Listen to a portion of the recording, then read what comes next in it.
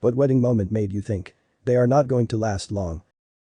And she went alone on her honeymoon because she booked a trip to the Caribbean despite her newlywed husband having a severe sun allergy at it because this kinda blew up and I saw some mean comments about her. She was a good friend and they had been together for some years.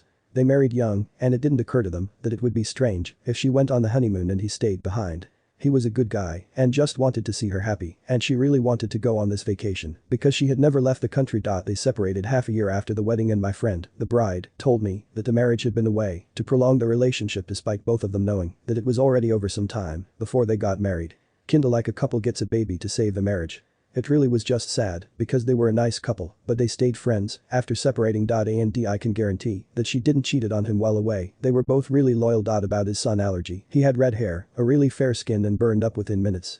And I mean really bad sunburn, the kind you have to go to the hospital for. He always had to wear sunglasses, long-armed shirts and a hat, even on cloudy days, so the vacation was not for him. Groom got into a fist fight with the father of the bride. Split after 4 months. Context: groom and bride's dad. Actually most people in these families, if I'm honest, have pretty aggressive drinking problems. Father-in-law has always hated him. I wasn't around for what actually set it off, but it ended when the bride got in the middle, got an elbow in the eye, and the happy couple left for the night. This was in rural Canada. Not Letterkenny, but basically Letterkenny. I'd say the father-in-law won the fight though. I was the best man at a wedding a few years back. At the rehearsal dinner, his future in-laws were treating him like crap. They were bossing him around, making him do crap, and talking down to him.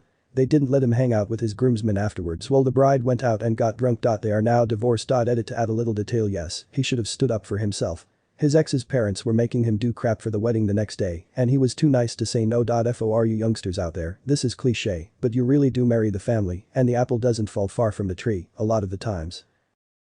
My father-in-law initially came at me with this bully attitude, pre-wedding, and he invited me to go shooting thinking I'd be worried about it, so I went. Sometime in the conversation I told him I quit giving a shit what my parents said 8 years ago when I got thrown out of my house and having been taking care of myself ever since. To be honest, I'd rather get along with you, but if we can't make that happen, that's even less I have to give a shit about. A lot of problems come from people not standing up for themselves, and it's impossible without that, as well as the couple standing up for each other and having this as our family attitude. Fortunately, my wife cared more about our relationship than her parents. I still tolerate her dad, and we're pleasant to each other, and he doesn't cross lines with me like he does with other in-laws. Wife and I have been married for over 20 years. TLDR, be willing to stand up for yourself and your partner, or don't get married. I was kindly included in a last-minute +1 to the wedding of a family friend who I'd never met before. At the rehearsal dinner, or the German equivalent, the Polterabend, the guests smashed ceramic and porcelain items on the ground.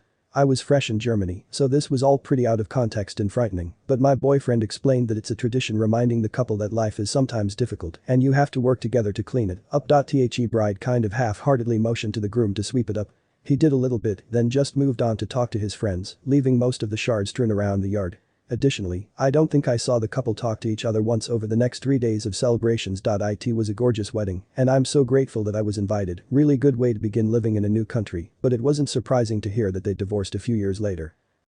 Bridesmaids about how they had to end their affair. Now he's married. Not how could you tell they wouldn't last, but shooting in an old church on the hottest day of the year. Watching the groom wait for the bride and he swing back and forth. Next thing he's fainted, fallen forward and slammed his mouth into a stone step. Smashed his front teeth out, blood everywhere. Hit a bride and groom on a trampoline for photos. Groom's heading downward, bride's about to go up. He lands on her dress just as she goes up and she pops out the top of the dress, boobs flailing around in the air. Shot a traveler wedding which erupted into a massive brawl. Watched a drunk usher knock over a wedding cake. Weddings are amazing. I've been doing this for about 12 years and seen some sights, but I still love shooting them even now. Showed up to the wedding of a friend of my husband's who I knew casually. When we arrived at the church, the groom was very drunk in the parking lot and getting drunker by the minute. I thought it was kinda nuts since it was a full Catholic ceremony which involved lots of kneeling and standing. I honestly have no idea how he made it thought that, but he did. At the reception, he proceeded to continue the drinking party while his new wife cried in the washroom. When it was time for the first dance, he kind of stumbled around the dance floor despite a year of dance lessons. When it was time for him to take his new wife's garter off and throw it to the bachelors, he instead did a striptease type dance and got himself down to his underwear in front of many elderly family members. People were shocked and talking, and all in all it was a shit show. I gave this marriage a year or two tops. They, however, are still married 25+ years later. A month before the wedding, the couple made an appointment with me, the church music director organist, to plan music for the ceremony. Each made suggestions on music he or she would like. But no matter how many pieces were considered and demonstrated, they couldn't agree on anything and would get into heated arguments over processionals, recessionals, vocal solos, and prelude music, even though they were all good possibilities. The bride and groom simply seemed indifferent to one another's wishes and needs. In the end, based on what I heard each of them most wanting, I offered compromises in an effort to bring about peace elections, which they finally agreed to. They were engaged, but showed no signs of being in love.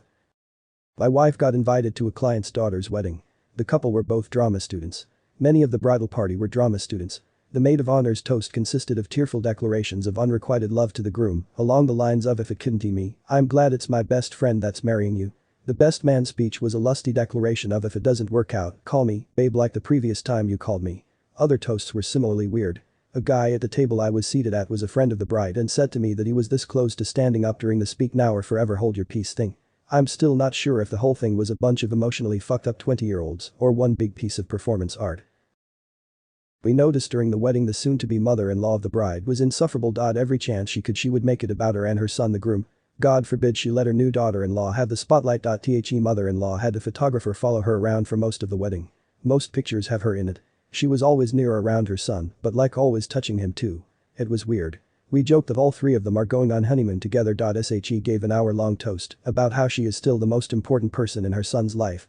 I think she said something like, "You may be his wife, but he'll always be mommy's little boy." She always went into way too much detail about how she breastfed and changed his diapers. She danced with her son more than the bride.